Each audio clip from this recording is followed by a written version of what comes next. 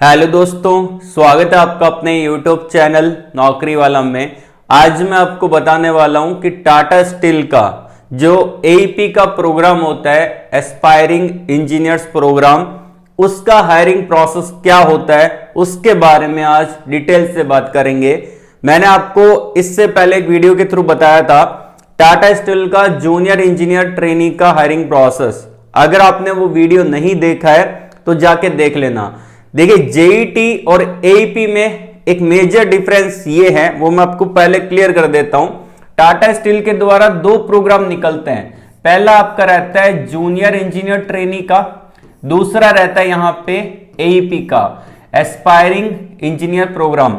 JET के अंदर diploma and Bibi take दोनों टाइप के बच्चे यहां पे आवेदन कर सकते हैं, लेकिन यहां पे जो एईपी का प्रोग्राम रहता है उसके अंदर ओनली बीबी टेक या फिर आपने हायर एजुकेशन क्वालिफिकेशन कर रखा है, जैसे कि अगर आपने किया है एमईएम टेक तो आप यहां पे आवेदन कर सकते हैं। दोनों कैटेगरी का जो फॉर्म है, जेईटी हो या फिर एईपी हो, दोनों के अंदर फाइनल ईयर के स्टूडेंट आवेदन कर पाएंगे।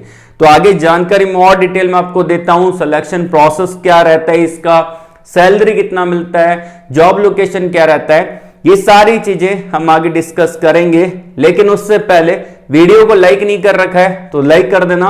पहली बार चैनल पे अगर आप विजिट कर रहे हो तो चैनल को भी सब्सक्राइब कर लेना, बेल आइकन को प्रेस कर लीजिएगा। इससे आपको फायदा मिलेगा, जब मैं नेक्स्ट वीडियो अपलोड करूंगा तो आपके पास सबसे पहले नोटिफिकेशन आएगा और आप उससे डायरेक्टली अप्लाई कर पाओगे। आइए वीडियो को स्टार्ट करते हैं और हम डिटेल से जानते हैं इन दोनों प्रोग्राम के बारे में। जेईटी के बारे में तो ऑलरेडी बता दिए, उस वीडियो का लिंक डिस्क्रिप्शन में दे चुका हूं, आई बटन में भी जाके चेकआउट कर सकते हैं, उस वीडियो को आप देख लेना। हम इस वीडियो के अंदर बात करेंगे टाटा स्टील के द्वारा जो एडवर्टाइजमेंट आउट किया जाता है एस्पायरिंग इंजीनियर प्रोग्राम, उसके बारे में।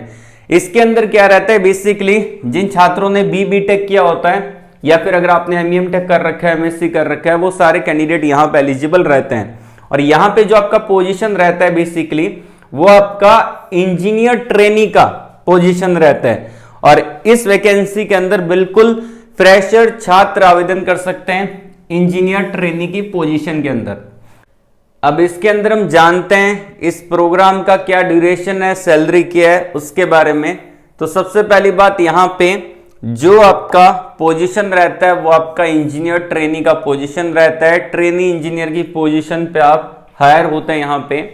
उसके अलावा यहां पे selected candidate will be placed as a engineer trainee, जो कि आपका ड्यूरेशन ऑफ 1 ईयर का रहता है। तो 1 साल की आपकी ट्रेनिंग रहती है, जिसमें आप यहां पे ईटी की पोजीशन पे, इंजीनियर ट्रेनी की पोजीशन पे आप रहते हैं, काम करते हैं।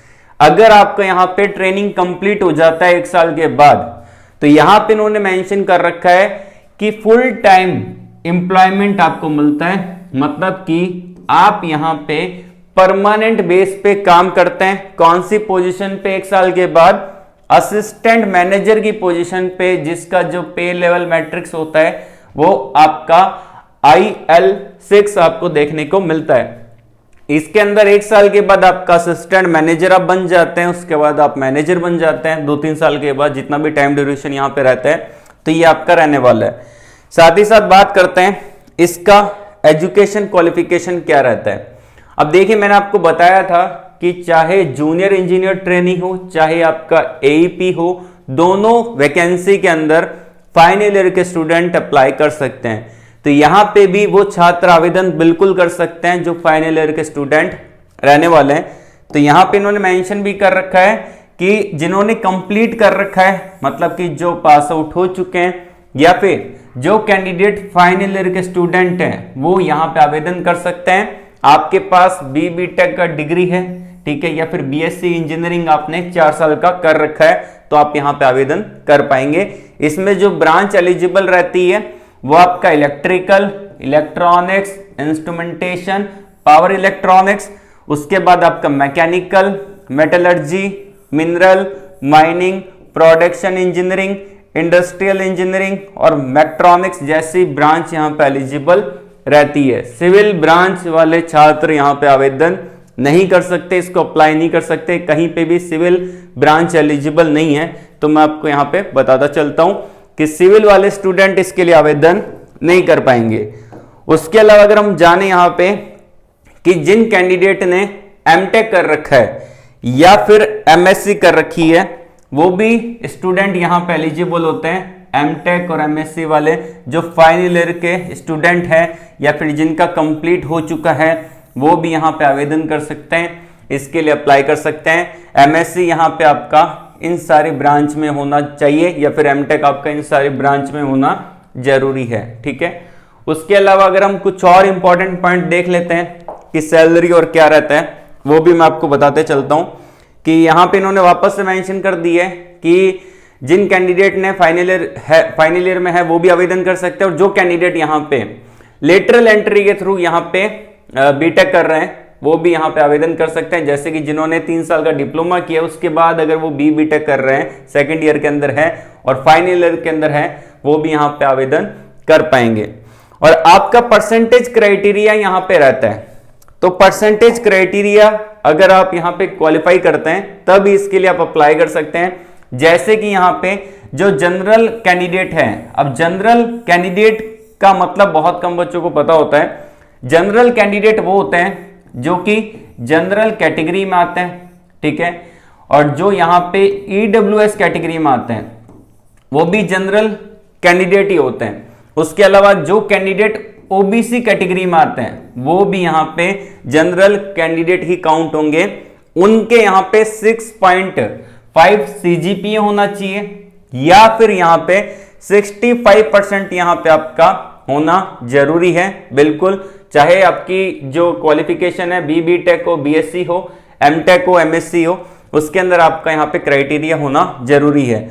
और जो कैंडिडेट यहाँ पे ट्रांसजेंडर है, पीडब्ल्यूडी है, एसएसटी कैटेगरी में आते हैं, उनका यहाँ पे 6.0 सीजीपीए होना चाहिए। उसके अलावा यहाँ पे 60% अगर आपका परसेंटेज में है तो 60% का क्राइटेरिया आपका होना चाहिए, सेम जो आपका क्वालिफिकेशन है उसके अंदर। उसके अलावा अब बात करते हैं, यहाँ पे इन्होंने मेंशन भी कर रखा है कि यहाँ पे आप देख सकते हैं कि आपका एज क्राइटेरिया इन्होंने यहाँ पे मेंशन कर रखा है कि जो जनरल कैंडिडेट हैं उनकी एज यहाँ पे मैक्सिमम 30 साल हो सकती है। जनरल कैंडिडेट मैं आपको फिर से बता देता हूँ, एक तो जनरल कैटेगरी वाले स्टूडेंट, ओबीसी कैटेगरी वाले स्टूडेंट, ईडब्ल्यूएस कैटेगरी वाले स्टूडेंट जनरल कैंडिडेट में काउंट होते हैं। तो आपको मैं यहाँ पे बताता चल रहा हूँ। बाकी अगर आपकी कैटेगरी है तो यहाँ पे आपको एज रिलैक्सेशन मिल जाता है। बेसिकली एक प्राइवेट जॉब है लेकिन फिर भी इन्होंने एज रिलैक्सेशन दे रखा है। अब यहाँ पे जो आपको एज रिलैक्सेशन मिलता है 32 ईयर तक आप इसको अप्लाई कर सकते हैं। ट्रांसजेंडर, पीडब्ल्यूडी, एससी/एसटी कैंडिडेट यहाँ पे 32 साल तक यहाँ पे आवेदन कर सकते हैं। और यहाँ पे अगर बात की जाए कि जो आपका सैलरी क्या रहता है, ट्रेनिंग पीरियड के दौरान आपको 30,000 रुपए पर महीने के हिसाब से आपको सैलरी यहाँ पे दी जाती है। और जैसे ही यहाँ पे आपका ट्रेनिंग खत्म होता है तो आपको अच्छी खासी सैलरी आपको मिलती है। जो आपका सीटीसी रहता है आफ्टर ट्रेनिंग, वो आपका 7 लाख रुपए एनुअल सीटीसी आपको देखने को मिलता है, जिसमें आप यहाँ पे जो आपका मेडिकल क्लेम कर सकते हैं जिसमें आपका 2.5 लाख रुपए का, और जो यहाँ पे आपका ओपीडी 6,000 रुपए एनुअल आप क्लेम कर सकते हैं। तो ये आप क्लेम भी यहाँ पे कर सकते हैं। उसके अलावा अब बात करते हैं यहाँ पे कि इसका सिलेक्शन प्रोसेस और क्या रहता है, वो मैं आपको बता देता हूँ। तो यहाँ पे जो आपका सिलेक्शन होता है वो सबसे इंपॉर्टेंट पॉइंट, यहाँ पे आपका एग्जाम होता है, सीवीटी एग्जाम होता है। उसके बाद आपका इंटरव्यू यहाँ पे कंडक्ट किया जाता है।